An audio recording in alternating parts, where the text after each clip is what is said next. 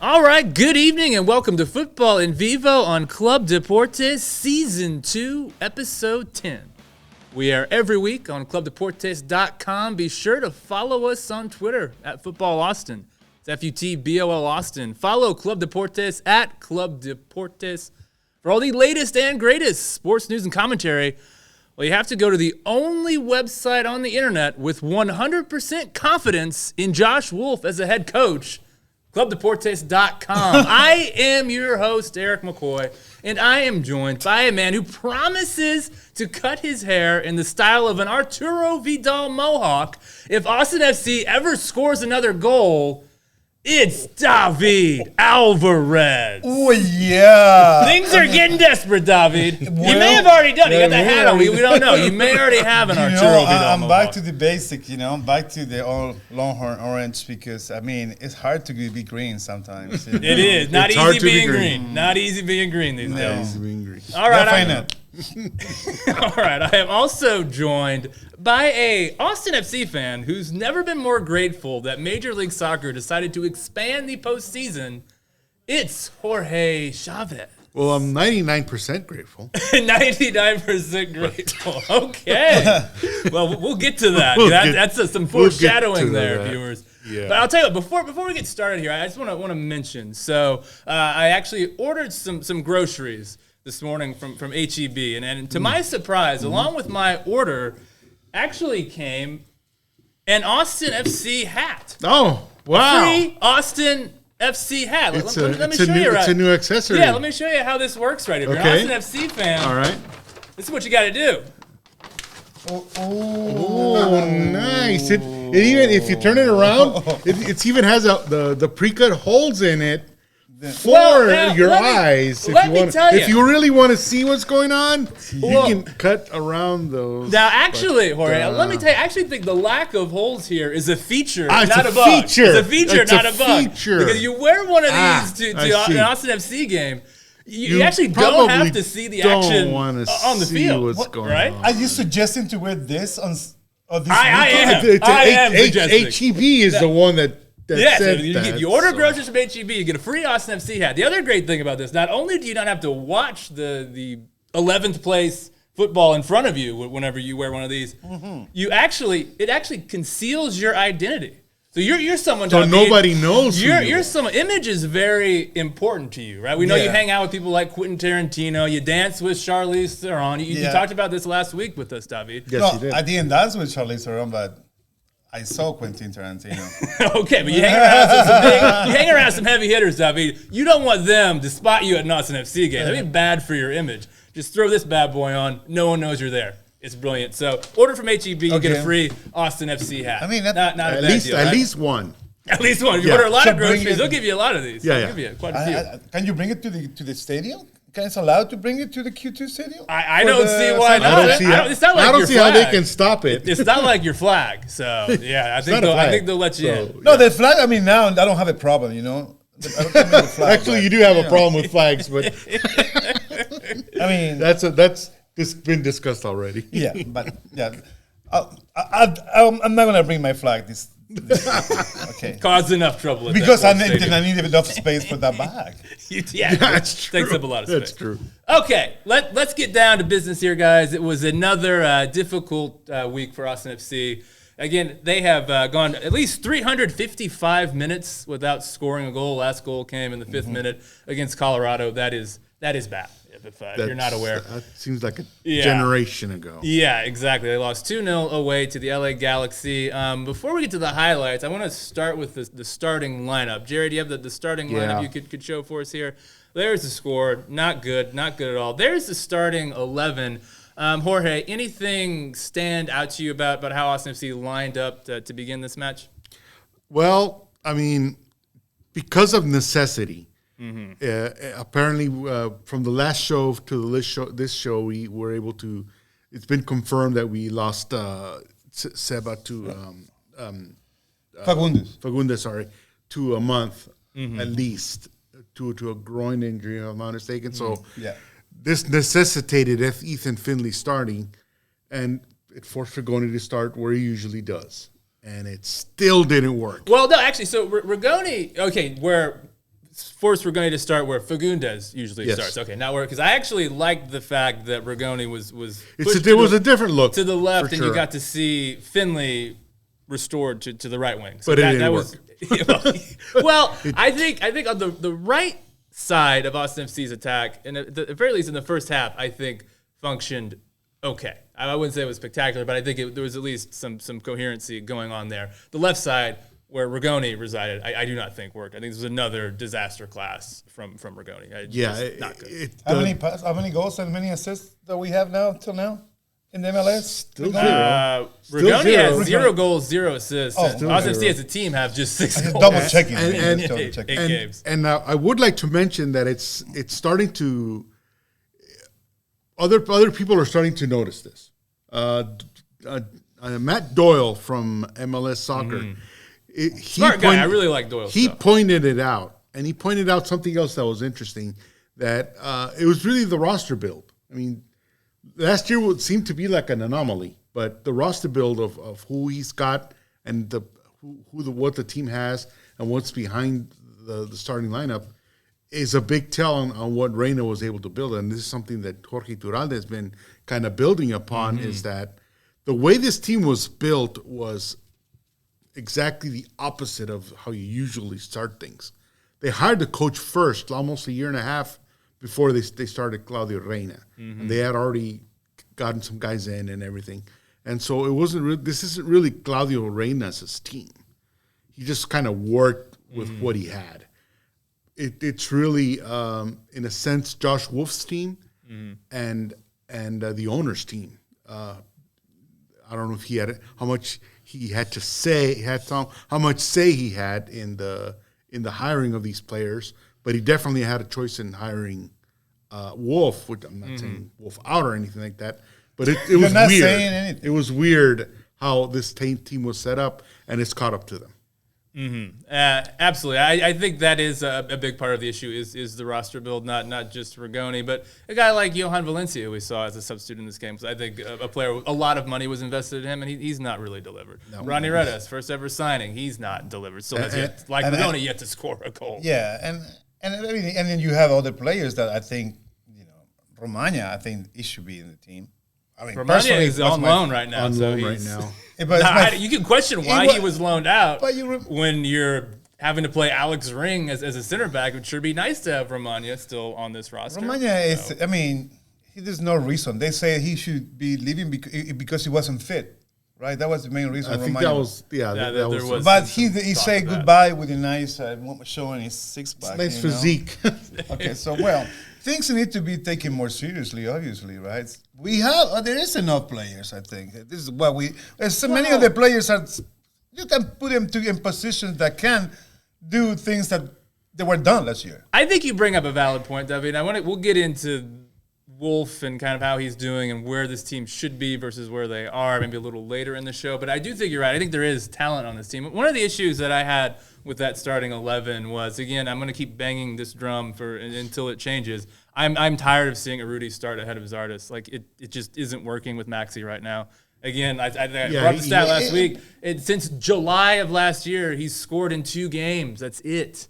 Scored 2 goals against LAFC in that home game, and then we discussed that he is a player that works better from the bench, and his leadership skill come from being experienced and knowing when to come and making a difference. But every time he starts, it obviously hasn't done anything. Yeah, it has not been good. I think he only had 18 touches in this game. I think I wrote down. So he's just kind of just disconnected from the attack right now. Another thing I'll say too, like I understand what you're saying, Jorge, with Fagundes being out, and that kind of in a way necessitates Rigoni coming into the starting 11. I understand that logic.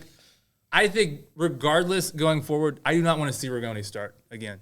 Any place. I don't want him out there. I don't care if it means Rodney Redes starting. I don't care if Gallagher may have left with an injury in this game, but if he's fit, I would play Gallagher at left wing. Anything but Rigoni. The guy, even for his own good, I think needs some time on the bench. He just not working. He's not producing, and it's obvious by the numbers. And he's not producing. It's something that a lot of us have been saying locally for a long time.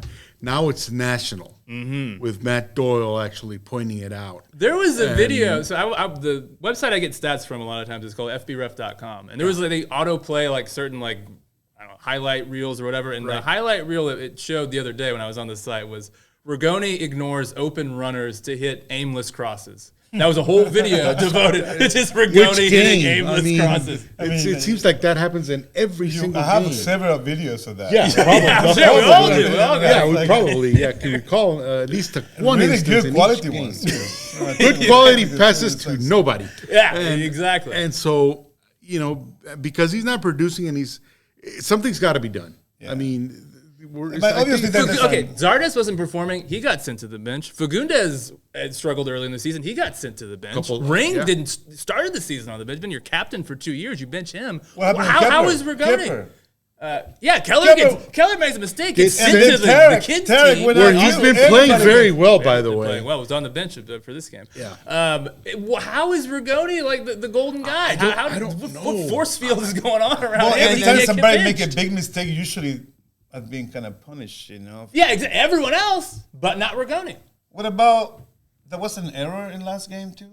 Yeah, Wolf, his son, and he got subbed out. He got subbed out. Yeah, I think we have the couple of highlights. Yeah, let's get to the highlights. Let's get to the highlights because we're talking on air, man. It's just opinion with no fact.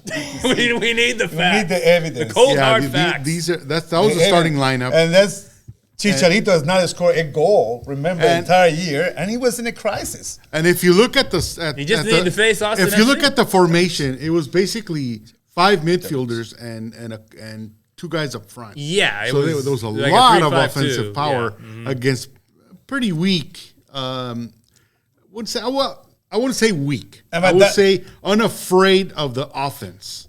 Mm-hmm. And that was Driussi, our captain, that the day before he was defending Rigoni playing. He was not happy people complaining about it. We'll get to that. But this was like una masita. I knew you were going to say that. I knew masita was going to be said.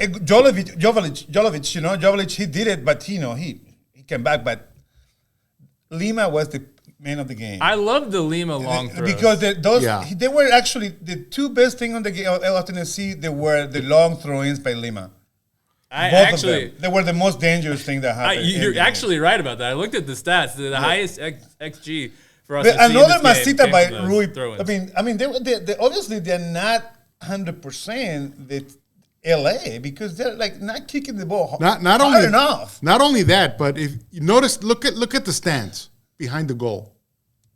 There's nobody there. So apparently the Galaxy boycott was still going on. Even though I watched the Apple Plus TV coverage in Spanish, and they insisted that there were people coming in. I did not see that. Well, no, it was the 40th minute. It was still I don't know what game they were seeing. Supporters in that section, right? That's the supporters section. So this was a perfect opportunity to steal at least a point, and how important was for LA Galaxy this game? Very important, much more important than it was for Austin. Obviously. Look at another it was a good save by Stuber, but again, I don't think that shot had the power. I think you're bringing up some good points here, W. This was a team that was winless heading into this game, the LA Galaxy. So actually, it was a post. That was a post. Yeah, he hit the post, and it was not as. So this wasn't exactly elite opposition that Austin FC were facing here. Not at all. No. I do think their midfield is strong. I like the Chicharito, Jovic up top. So I think this team is probably going to rise up the standings. I think they'll develop. Wow. But as of now, this was kind of the ideal time to face them. Like you said, here's what it started with Rui, and he fights the ball and give it to Chicharito. Golovic give it to Chicharito, and Chicharito just kill it. That was a great goal. That was a great play, especially by Jovic, who backheeled it past. But Rui Puig, he fought that ball in the ground. He fought that ball, and Jovic. It was a heck of a game got for it, Puig. and he gave an excellent pass. It was a heck of a game for Puig, definitely. And then the definition, it was Chicharito on his best days on Manchester United. Remember? I do. That's the guy that Chicharito you want to see, and the first goal he had this year. So for him, the only thing he talked after the interview was about that goal. He didn't talk about Austin FC. Didn't do anything. Didn't need to talk about Austin. Give his opinion. He didn't need to talk about Austin FC. It's not his team anyway.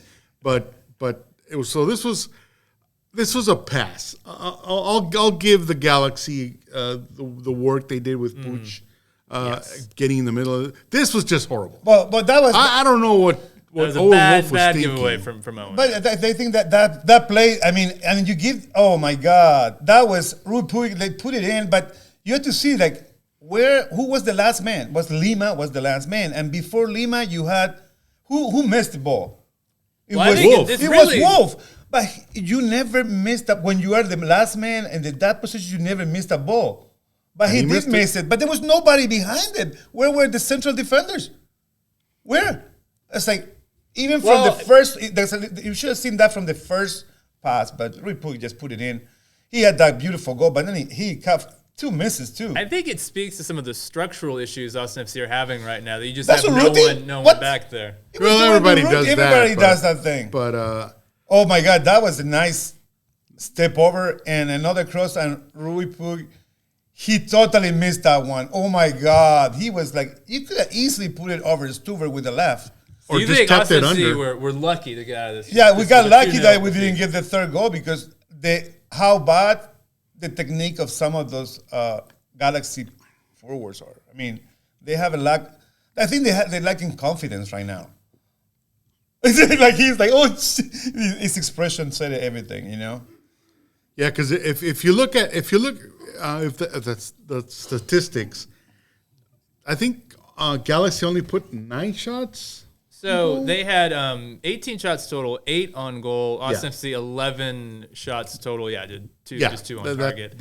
So Austin FC actually dominated, or Galaxy actually dominated possession in this game, which is unusual for Austin FC to actually get beaten that badly in the possession stat. Well, we got beaten in almost everything because usually in pass accuracy, any way you want to look at it. In pass accuracy, we usually always win in pass accuracy. You know, we are very accurate on passing, but you know what's interesting? So 79% overall in the final third, Austin FC just 65% of their passes were completed. The Galaxy completed 80%. So I mean that just kind of goes to show just how the degree to which things aren't clicking in the final third for Austin FC. So I have there's some juicy, more scandalous topics that I want to get to a little later on the show, but I want to ask a couple of hard-hitting meat and potatoes kind of tactics questions here. One of the things that I think, I've seen a few people bring this up, and I actually have some numbers to back it up. It's the pace at which Austin FC play has been criticized, I think, as being too slow. I'm going to ask you, Jorge, before I got some numbers here, but I want to get your just general opinion on it before I deliver these numbers. Do you think Austin FC could afford to perhaps play a bit more direct, play a bit quicker, get the ball going at the opposition's goal with a bit more efficiency? Well, I'm no expert, but the more speed there is, the more shots on goal there are. Mm-hmm. And shots on goal are at a premium right now for Austin FC. Just not delivering. So what's missing? They're not getting there on time. They're not pushing forward. Mm-hmm. They're ticky-tacking around un-ticky-tacky like around the midfield and the back, and they're not going forward. And I think the problem is that, simply put, the opposition is not afraid of Austin FC's goal scorers. I think you're really right with that. I think the Galaxy, they had 62% possession in this game. They had no problem pushing players forward, getting into their own attacking third, putting Austin FC under pressure. They didn't fear Austin FC going the other way. That's why they put 5 guys in the midfield. Exactly. That was a little bit odd of a formation that I saw. People have been calling that showed fear. That showed lack of fear. People have been wanting to see LA because they don't have really very good wingers. The Galaxy, people have been calling for this kind of like go to back 5 or 3-5-2 kind of formation, and so it seems like that worked quite well for them. But yeah, in this game, Austin FC 38% possession. This is a perfect game to play some quick hit counterattacking. Austin FC, we've seen how much this season they've struggled to break down teams when they're set in their defensive blocks. Austin FC just haven't been able to break those teams down. This is a perfect opportunity, I think, facing a Galaxy team, flooding players forward to look to hit them on the break, and Austin FC they don't have the players to do that. Did not do that. Well, here's the thing. So I don't know the players, but they don't have to play. Well, here's the thing. Okay, so if you look at the numbers, these stats come from Opta. So per Opta, Austin FC have completed the 5th fewest direct attacks in MLS this season. They're defining a direct attack as a sequence that starts in a team's own half and finishes with either a shot or a touch inside the opposition box with at least 50% of the movement going towards the opposition goal. That's a lot of words. Basically just your boilerplate counterattack. Think of like a Diego Simeone, just quick, hit it straight up the gut and go for it. Austin FC, 5th fewest in MLS. And when you actually break it down even further into what their Opta is calling direct speed, which is the average speed of the ball movement towards the opposition goal in an attacking sequence, Austin FC are the slowest team in all of MLS. No team plays the ball towards their opponent's goal slower than Austin FC. Now, slower than the Galaxy? Slower than the Galaxy are slow. You're actually astute observation there, Duffy. The Galaxy also very slow, not as slow as Austin FC. Austin FC dead last. When I never know you want to talk about this subject, but when I saw the beginning of the second half, the pace was the LA pace. LA guys were so slow. It's like when you compare that with like a Premier League or any league, like oh my god, they're so slow. Run out of like the first 3 touches, you need to be like hardcore touches, like it's passing like in Santa Barbara or something. So here's the thing. I don't. There's nothing necessarily wrong with playing it slow. There's nothing intrinsically wrong with that. Like Chelsea, when they won the Champions League under Tuchel, they played very slow. That was one of the trademarks of that team was slow, patient. I like the comparison with Chelsea. Yeah, there's nothing necessarily wrong with it, but it's not working. No. You've scored 6 goals in 8 games.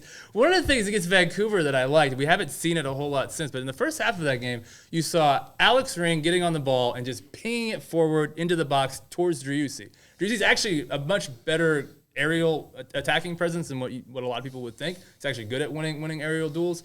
Like, let's see more of that. Like, let's just hit it long to Driussi, get Driussi in the box. Driussi was dropping in midfield next to Danny Pereira in this game. You don't want your best goal scorer that far away from goal. Put him in the box, ping up some long balls up to him, and let him try and make something happen.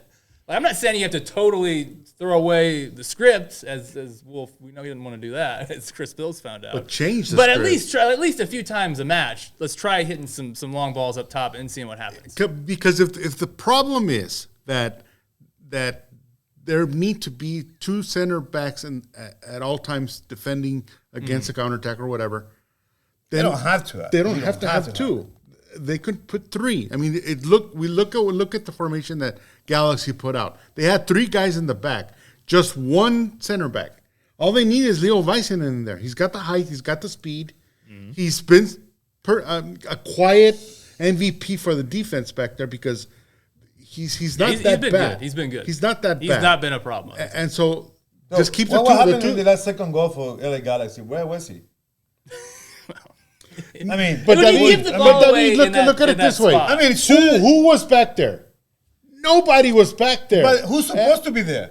But they were all attacking. So I don't really see a problem with that. No. I see a problem that Wolf, who made that initial error, was the one that went all the way back to try to defend. So in that sense, I do agree with you. The defense should have stayed home. At least one of the center backs should have stayed home. And none of them were around. I criticize that all the time when you have a corner, when you have a corner kick and you keep like 4 defenders in the corner kick. I thought it was ridiculous. At least keep 1 defender, at least 2. Keep 2 defenders. In the midfield somewhere. In the corner, I'm talking about the corner, just a corner kick. But so I always complain at least 2, right? But here, like, we were in a corner. They didn't even appear in the screen. They were not around. It was a wrong pass it was a wrong cross that that we got it. But it should have been covered by at least one of the center backs. And then you see the run that Wolf had. He ran to get the ball. I really appreciate that he ran, but then at the last moment he hesitated. When he couldn't hesitate, he did hesitate it, and it was enough time for Rupo to put it in. Split second. That's all. He hesitated, but there was nobody there. But he ran, but he hesitated at the last second because he ran all the way back. By the last second, he also I think it speaks to the structural issues that this team has right now, that, you can give away possession there and not have anyone back to cover. Because as you guys are alluding to, there's someone should be there. Right? Yeah, someone should have been there. Some of the main defenders. Do you know who was the person in the front? Who was the first? I think it was Lima. No, Lima was the only one there. Only one there. But who was in the other side? It was left on the other side. Who was Alex Ring. Yeah. he should not be playing center forward at that moment. He could not. He was playing center forward. So that goes to kind of what my point of what I wanted to make.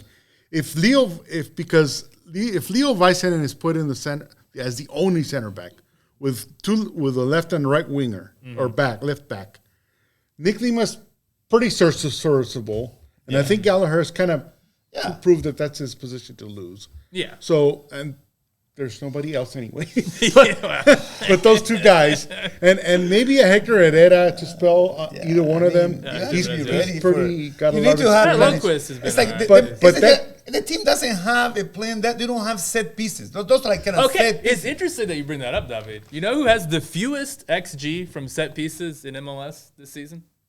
I believe must be Austin FC. Bingo, Austin FC. No one has created fewer expected goals from set pieces than Austin FC. You should never see set pieces from Austin FC. Because they're too slow. So well, that's actually a very good point. They haven't been getting too many opportunities, right? And so... No, we got some. One of the games, I think, was the Vancouver. We got a bunch of six corner kicks. We got a bunch of corner kicks, but they're all wasted. Well, it isn't working. They've also allowed the third most XG from set pieces. So it's not going well either way. And last season, set pieces were a real strength for this team. I think they were near the top of MLS in terms of goals scored in set pieces. Wolf would always bring that up in press conferences. But I think coming back to my point about having three defenders, I think that will having four defenders, it puts it in Gring's mind that he's got to defend more.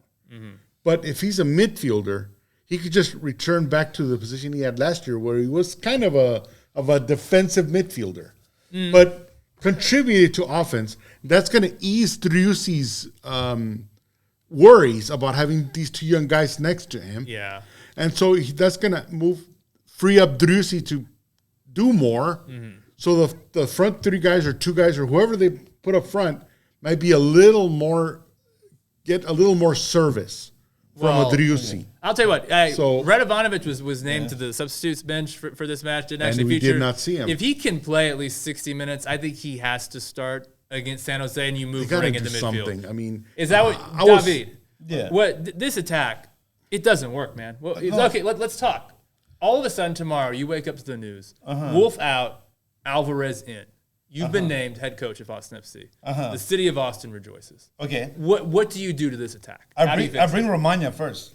You bring him back. That's how you fix the attack, as you recall. I bring Romagna in the back. Okay. I bring Romagna in the back, right? So I put Ring up in more up in the middle, and repeat pretty much the same thing and put Ruti in the second half. I will do that. Rigoni will be in the Austin FC too. Wow, that'll sell some tickets. That's the first thing I would do. Watching a DP, there you go. Oh, there it is. Chill, we play well. Let me chill. That's what I would do, and definitely I will have your forwards. I will have Finley in there, and I have Zardes in there, right? Yeah, and I have.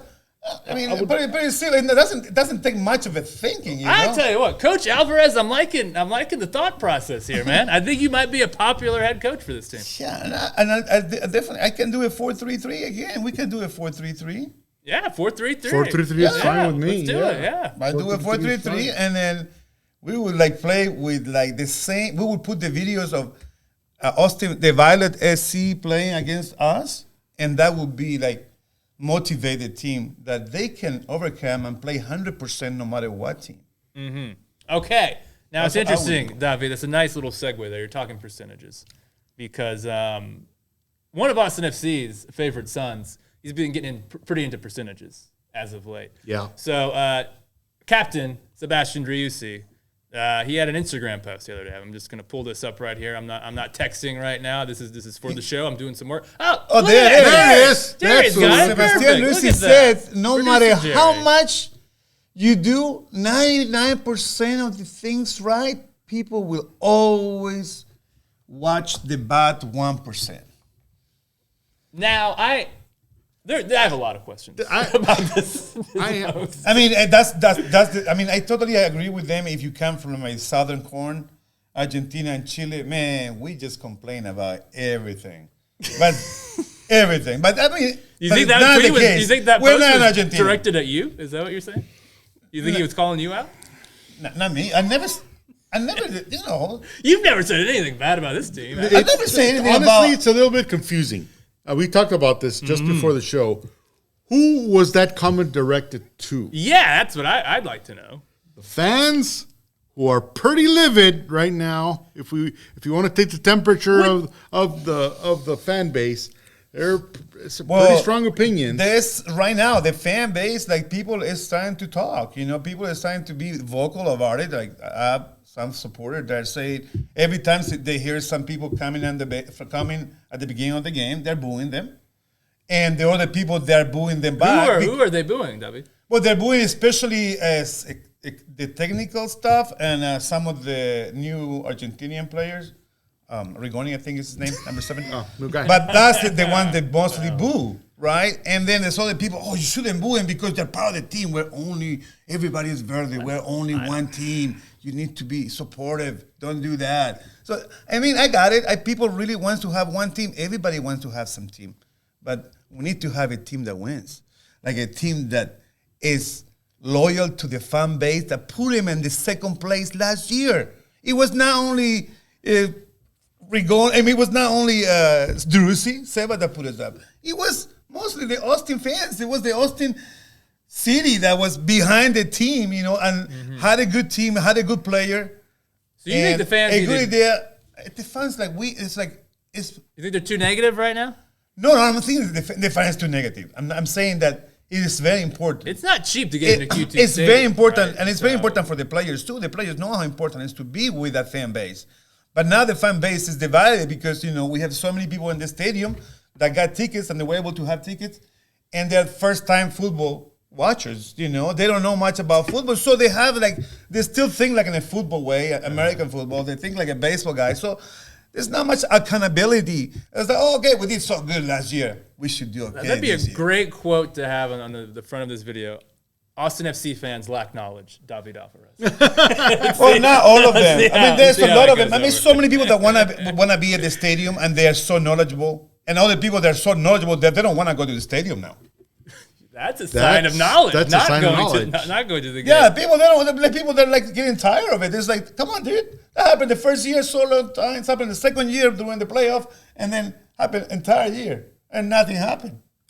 Yeah. So, okay, because, I have questions as to who this actually was directed to from Driussi. I don't, unless he's, I guess he might be these fans at the games, booing Rigoni.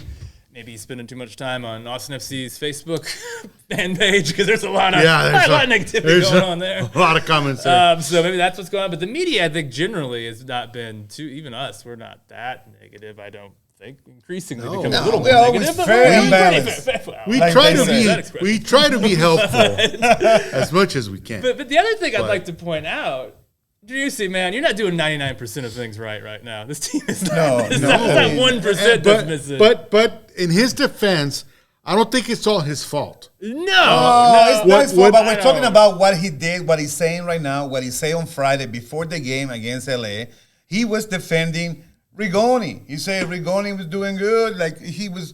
I don't know. When did he say this? Where did the day before the Jorge interviewed him on the day. The pre-match game, and he said it clearly that he didn't like the question because he thought it's being attacked because Rigoni is not that bad. So maybe we have our answer. Maybe this was directed at Jorge and Toronto. It might have been Jorge because he wasn't happy about the question, you know, and I understand why, but.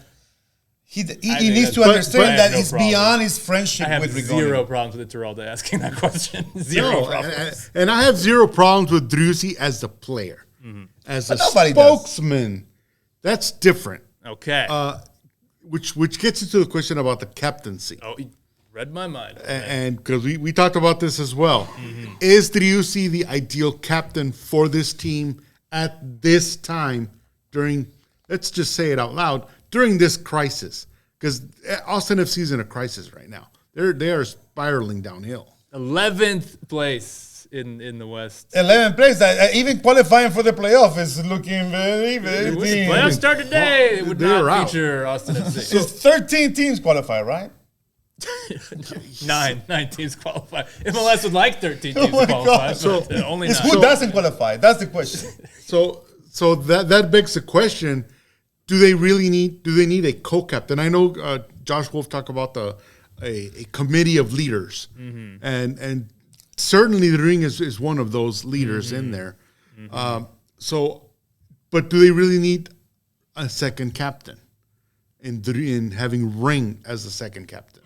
Bring him back, or just I don't think he deserves a demotion per se. To me, that made no sense at all. That you would take the captaincy from Ring and give it to Driussi. Driussi, brilliant last season, obviously MVP candidate. I have no issues with Sebastian Driussi as a player, but Ring was this team's captain from the beginning, and Ring was very good. Was very good last season. Did not do anything to have that taken away from him. Like there's all kinds of you can look at teams where Holland's not going to be named City's captain just because he's the best attacker on the team now. Like all kinds of good attacking players arrive at teams and they don't give them the captaincy. To me, that made no sense. Not only did he strip Ring of the captaincy, but for that first game, he was benched for Owen Wolf. Yeah. And I think, I think that whole sequence of events, moving the captaincy from Ring to Driussi and benching Ring for that first game, I am concerned that has caused irreparable damage to the morale of this team. The vibes are off, and I look at that as like, why did you do that, man? That didn't make any sense. You're second place last year. Why not just why mess with the captaincy? Why sit a guy who's been like the heart and soul of this team since the beginning? Yeah. For your 18-year-old son, that's just not I understand Wolf's a talented player, but it's not a good look, man. It's not a good look. And I think for sure the technical staff miscalculated what was going on. Mm-hmm. Obviously, they weren't going to be able to see Cascante getting injured and having a need at center back and Kip Keller losing his head. And Emro Tara. But that's why you are that's why you're a professional team. That's why you are in the MLS and you have a team that plays in the Major League Soccer. That's why you have to have plan A, B, C when you get. Well, I tell you what, the whole that was pretty embarrassing for Wolf. I think Wolf had the idea of okay, Ring, you're gonna have a lesser role on this team. I believe in Owen. Driussi's the captain. I think he fully expected to have Ring in a reduced role, and then all of a sudden, Cascante goes down, Keller loses his mind, Tarek loses his mind, and it's like, oh shoot, Ring, can you come back, man? Can you play center back for us? That is such a disrespect to a player of Ring's caliber. 100% agree. Because I remember talking to the soccer hooligans, not that we're friends or anything, but they said that we got a steal in Ring because they're big NYNC guys up there in New York, and they saw that the Ring signing was a steal for Austin FC. Mm-hmm. Most did, yeah. And those guys know because they saw him for 5-6 years while he was there. The importance and the value that he presents to a team, not the statistics, not the numbers, but just being there. Mm-hmm. And you can see the type of player that he is, even on defense. No. He's still a leader. Oh, yeah. And he's still showing that. But it's not his position. Yeah. You could call him an offensive midfielder that he wanted to be last year, or a defensive midfielder for a first year, but it's a midfielder. That's where he belongs. Well, and so, like you were trying, like you were saying, if you were the coach of Austin FC, and I totally agree with you. Put him back in there. Put him back in the midfield. Yeah. No matter who you can have, a guy from Austin FC too as a center back. He'll probably be okay. He'll be fine. He'll be fine. He'll have some speed for sure. When you trust your team, and many teams that are really attacking, when you have Bielsa, you have the City, whatever, but we're at a different level. But many times you're really weak. You don't have a good goalie or you don't have a good center back. And what you do? Make sure the ball don't ever go back there. Or if press high. Play hard, put the pressure up there, and give very few chances for the other team to get to those guys because that's your weakest link, right? Yeah. So that's what you need to do. Attack is the best defense. Very good point. I never thought about that, but that is true. That is true. And so that beckons back to maybe a formation change and having 3 defenders and 5 offensive guys, and having 2 up front, or a 3-4-3 or something. I'll tell you what, anything should be on the table right now. It really should be. It really should be because it's not working. It's not working. Yeah. But who's judging everything? Like, because we need to have a judge. Okay, now, David, I have a very important question for you, because I think we haven't talked about him specifically in a little while, but I think I've been seeing the wolf out sentiment increasing on my social media feeds. Ooh. I just saw you liking a post on Facebook. Really? It was a wolf out, and I saw underneath it was David Alvarez, thumbs up. Oh no. On Facebook. Yeah. Oh. It was, what? Yeah, you. That's you, David Alvarez. It said you liked the Facebook it said post. Wolf out. That's all it was. It was just 2 words. I like somebody. No, I looked the comment somebody made about. Well, exactly like you liked the post. So that's what I saw. Yeah. Okay. But now, okay, we know you want Wolf out. We know that's not.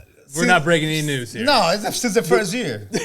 Okay, the question I have for you, David, though, is how much time do you think Wolf is going to have to sort this out? Like, when do you think Anthony Precourt will make a decision to make a change at the coaching position if things don't improve? Like, how long do you think Wolf has to sort this out? It's just like, I think it depends on how much Mr. Precourt, how much, I don't know, trust does he have in his leadership, on because I'm sure he's watching the game. He knows the game. He has been playing, he was in Columbus, so he knows the game. I think it's no secret. He's not a new guy in football. So I think there's a lot of, trust. I mean, probably they have a great relationship. They've been working for years together. So that's the main thing. That's the important thing. But then you need to reach a point when you need to say, well, things are not going right. And the people need to be vocal. I mean, if he doesn't have the will to make changes right now, the people will probably fans will have to do something about it, because I would do something about it. I would just what do you guys think the impact would be, having just watched LA Galaxy and their SGs boycott the game, if we saw the South End empty? I think it's not going to happen right now. Would act fast. I don't think he. Yeah. That's his bottom line. I mean, right there. because the PR loves to say that this is the 40th straight game of a sellout. What if that streak ends spectacularly? Yeah, it would, by having the fans. Oh yeah, well yeah, that's. Do you think that'll prompt a change? I absolutely think it would. 100%. I mean, it could. It could. Anything I think would make a change. Do you, Jorge? Do you think that would cause a? No, I don't think it'll change. I don't think it'll change because I don't think the fans will boycott. Well, I don't think they will either. If they didn't boycott for the Cecilio Dominguez thing, which is, you could say it's not about the boycott. I don't think. I mean, you can more important than. But it was enough outcry for him not to ever start again, not ever put a minute again. Even though he was on the bench, he was still on the team, but the writing was on the wall. Mm-hmm. Now, this is much bigger. This is more meat and potatoes, wins and losses, effort that's put in. I know that there's been a lot of injuries, so that could factor into it, that the fans may be smarter than we give them credit for in seeing that all these injuries that was David criticizing the fan really affect the how Austin FC plays. They just don't have the players. But whose fault is that?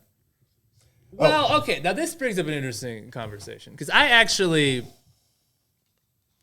yes, there have been injuries, and I think this team, there have been some bad purchasing decisions, chief among them, Rigoni. However, I actually think there's enough talent on this team right now to be a lot better than 11. There really is. Yeah. Look at who you have. I mean, you have an MVP candidate in Driussi. You've got one of the best strikers in the league over the last 10 years in Gyasi Zardes on this roster. You've got, John Gallagher's been brilliant. Danny Pereira is an absolute stud in central midfield now.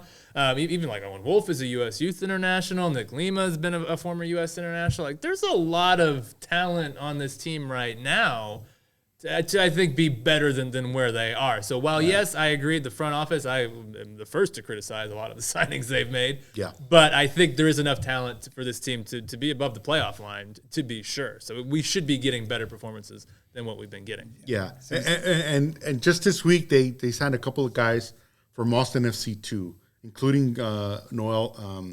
Noel. He's good. Valentin Noel. Yes. And very from good. speaking with Laura Gallo, that she watches the Austin FC2 games, they're very, very good. They haven't They have lost a yet. lot of They're speed. really and good. so that goes back to a remedy of what we just talked about earlier about the lack of speed.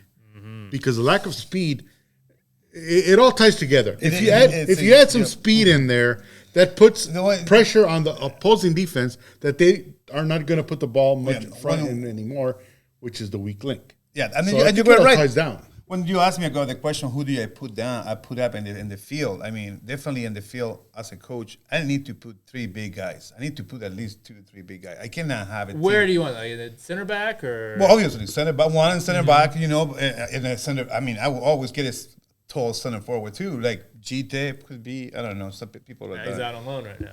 But that's what I'm saying. If I would be part of the team I bring Gite back, I would bring Romagna back. I would, because you need those big guys that are going to scare the other team no matter what. So they're going to be always extra helpful, and they're going to be there for the set pieces too. So you need those guys. Nowadays, all the teams have to be big. When you see Manchester City, and the guys are huge, humongous. You need to be playing at that level. Look at Pep's Manchester City versus his Barcelona. Yeah. Well, look at the difference there. Look how huge size small difference. the 6'2", Barcelona the average is teams 6'2", were 6'3". Yeah. So you need to have that on the team, and we don't have it, and we don't have the speed either. If you don't have the size, you can't compensate with speed, and we don't have any of those. Neither side knows the speed. No speed, no size. We don't have none of them. But you're right. We have players, and you can bring players that can do that. But the idea is to put them on the field, and to be successful with them. And the other thing, going back to you were saying about the boycott, about what we can do about it, I think the fans, and it just reminded me what Cesar Chavez, the great leader, said one time.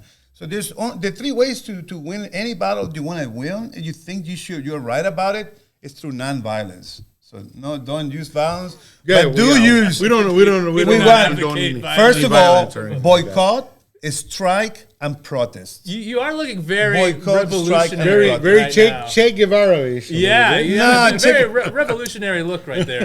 But protest, that's nonviolence, political solution. Just don't show up. And I think, it could be. I mean, somebody needs to do. I mean, and I'm saying people. Do you think it's at that point right now, David, where people should be actively looking to boycott games to try and drive? No. I think those are the successful option that people have in politics. I think people are watching. I'm saying that there's options, and that's other teams that are much more vocal, like in Chelsea, like the fans. They use way more open. Statement against the coaches. But here I think we need to be polite, like Austinites, and be reasonable. And because I please, Mr. Precourt, Wolf out. Thank you. Very respectfully. Yeah. But here, I don't to be honest. I think Wolf has enough goodwill built up. I don't think a decision will be made this season. I don't think so. I don't see it happening unless they were to somehow. I think even the most hard, Wolf out people, they don't believe that's going to happen. I don't see the most and which is sad. Wolf. It's sad. It's a sad thing to say, but yeah. For people like me, people like you, other people. I don't know. I'm just talking about personal. Okay, let's look forward. We spent a lot of time looking back. Let's look ahead, you guys. We got a big one on Saturday. I think we're getting down to kind of must-win time, if you can have a must-win game this early in the season. But, man, it would be nice to get a little morale against a team we've never beaten. Yes, against a pesky San Jose Earthquakes team, Saturday, 7:30, Q2 Stadium. How do you guys see this one going? San Jose are 5th in the Western Conference. I don't know if we can get the standings pulled up, Jerry, kind of have a look at where San Jose, what they've been up to. Most recently, they lost 3-1 at Real Salt Lake, but they have been having a pretty decent season up to this point. Yeah. Jorge, how do you see? Bit of an analogy. No. Yeah, how do you see this one going? Well, for one thing, they have the home field advantage, which we just talked about is probably a little little annoyed at the moment at the performance. What kind of home field advantage will be on display? I think is a worthy question. That it goes back down to what the performance of the Austin FC players want to give. Do they want to give their all for the fans at Q2 or not? Are they kind of resigned to having a bad season and they'll just throw out whatever happens? It's hard to tell with this team. They do not have the same vibe as last year. No, there's some breakups there that probably need to happen. But I really don't. For the foreseeable moment, I don't see any Austin FC winning any games, even at Q2. I definitely hear where you're coming from there, Jorge. How do you see it? The game against San Jose, San Jose, they have more wins than losses. They've been pretty good. They have Christian Espinoza. He's got 6 goals. Jeremy Abobasi, I think, is just one of the most underrated strikers in MLS. He's got 4 goals as well. So a good attack. Lucci Gonzalez is their coach. He's formerly of FC Dallas. Has been an assistant for the U.S. before. I think he's a very good coach. Kate Cowell. Kate Cowell, very exciting young U.S. Youth International player. So there's a lot of talent there. This is not going to be an easy game. Much worse versions of San Jose have taken points off of Austin FC. Yeah, I think it's fair to say. Yeah. But David, win-loss, the chicken of indecisiveness is burning a hole in you right now. Last time I said that we would tie the game because I wanted the team to do better, and not because I feel that we're going to tie the game. I want your honest opinion. But speak from the heart right now. My heart's, my mind obviously when I lose, but but obviously, if I'm going to be to that point, analytical, we're going to lose. But my heart say, hey, we're going to win. I'm verde forever, man. So. Verde forever. Yeah, verde forever. Verde hasta la muerte. No, they want to win, right? But my heart is talking right now. You have a score line you want to give? Hey, it's going to be 2-0. 2-0 Austin FC. So Austin FC. The 355-minute goal drought ends. We're going to finish it, man. It's the people is going to help out. The people. Yeah, I'll tell you what. I think the goal drought ends for Austin FC, but I think the winless streak will continue. I see a 1-1 draw in Austin FC's future, which, based on the way things have been going, hey, that's a bit of an improvement. One goal improvement for sure. It's fair to say. It's hard. It's like, I don't know. My patience is like, it's gone. A long time ago. It's like, gone for a while. Anything. Sure. Like, hey, whatever. It's like, okay, whatever. Yeah, when I watch a game, it's going to be, I don't know, maybe on Apple TV. Who knows? I don't know. Who knows where it's going to be? I'll tell you. Too many people is watching too many highlights now. They're not watching the games. They're not watching the actual game. This is a bad season to actually have to pay for an over-the-top service to watch Austin FC play. Not really worth the $16 a month I'm giving Apple to watch this team. I don't think it's really worth it. Okay, so we've got about 5 minutes to go, and I want to shift gears here, you guys. Sorry, no Spanish half this week. I talked too much. That's all right. That's very wound up. A lot to discuss this week. Yeah. But let's talk a little. Oh, what do we got? We moved forward. We had good moments. Okay. Yeah, that. We moved forward. Is that from this week's press conference or last week's press conference? I think pretty much the week before all of the above. Well, okay, but basically, I was thinking about that because I was thinking somebody's running out of excuses. Because I don't know how many things you can say. I don't know. It's just. When we asked Ethan Finley about changing rotation and starting lineup, and he said that you're in your minutes during practice from Monday to Friday, I would love to see those practices. I would certainly. Somebody's playing exceptional football during practice. Rigoni just hitting screamers from midfield all over the place. I did too. In practice, I do that too. But I'm great in practice. You might get a starting spot on this team if that's all it takes. Portuguese second division brought in a 59-year-old guy back. So, hey, I still have a chance. There's a chance. I scored a hat trick this Sunday. I gotta tell you. Hey, look at that. There's some experience in there. I can see it. like sure. that. In 2 games, actually, I played 2 games. A seasoned veteran, David Alvarez, comes in to save available the season. to sign. But free agent right now. I play IQ2 too. I play IQ2 standing once. That's right. I recall. I do recall that. But yeah, big game coming up this midweek for those of us that enjoy a little English Premier League football. Manchester City versus Arsenal. Arsenal in a very bad moment right now. That game against Southampton, that was quite the doozy. A 3-3 draw Arsenal had this past Friday. Gave them a goal, I think, in the first minute of that game. Yeah. They did fight back in stoppage time to equalize. But yeah, rough period here for Arsenal.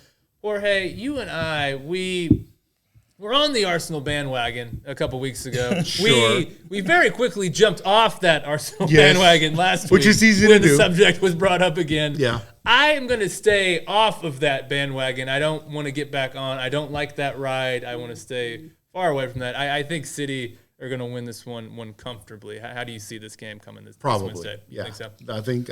Now, if Arsenal were to win, they go back in the driver's seat of this. So they could still salvage this. Yeah, could still salvage, but Man City's got a lot of games going on right now that suddenly it becomes a little bit difficult in the sense that they got the FA Cup coming up. The first time in the history of the FA Cup that it's a Manchester derby. That'll be fun. That's going to be a lot of fun game. Plus, they still have Champions League to play, and so there's a lot of pressure.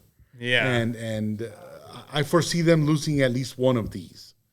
And I foresee them actually losing this game. You think so? Even though they have the momentum, but they might put a little more emphasis on the Champions League than the English. I think that's one they really want because they've not won that before. Exactly. I think there's a lot more pressure to win the Champions League that they might throttle off a little bit on the Premier League against Arsenal. But, I mean, it's Arsenal. It's right there. They're the leaders. So it's going to be a tough 3 games. The game is at the Etihad, so City are home. So that is I think that's a pretty big advantage. Yeah. And so of all 3 games, the one that I foresee them losing is the FA Cup. So you think United will get it done? I think they'll at least get a tie. At least you wish. At least they'll get a tie. David, I don't even know why I'm going to ask you. I know you bleed City blue these days, don't you? So, well, for a while, not the first time, Well, how do you see this one going this Wednesday? I mean, as I mentioned like a month ago, right?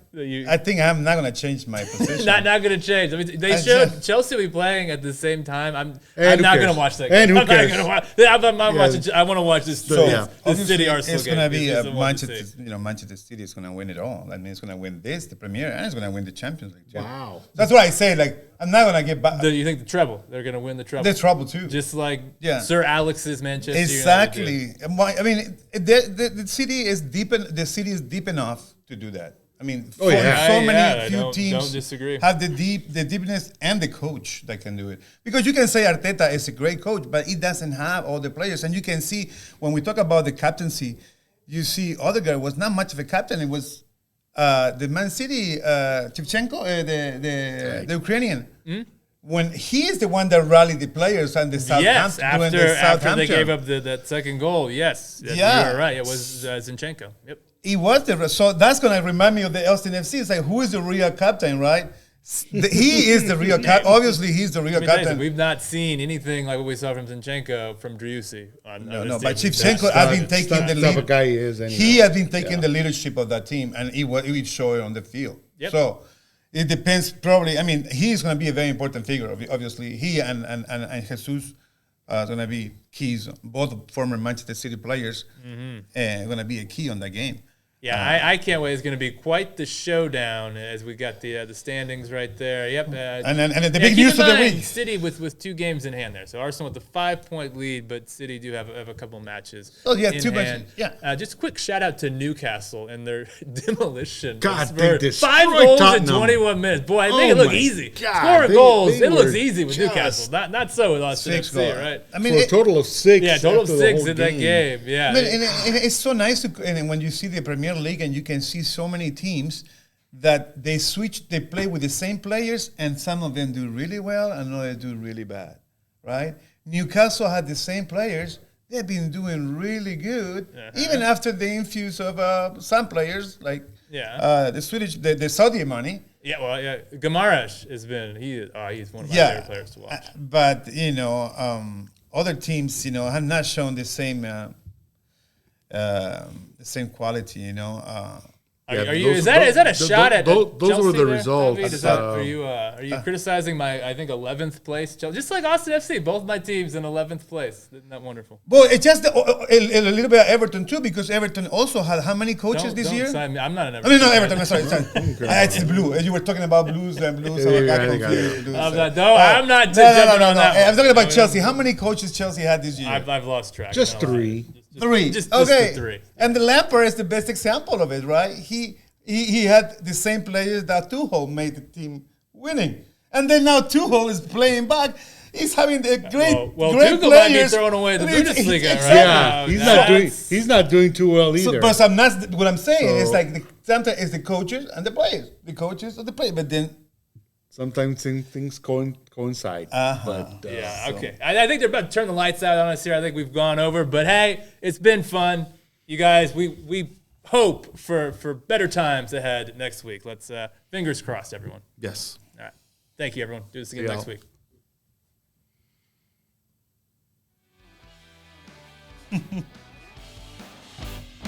Listo.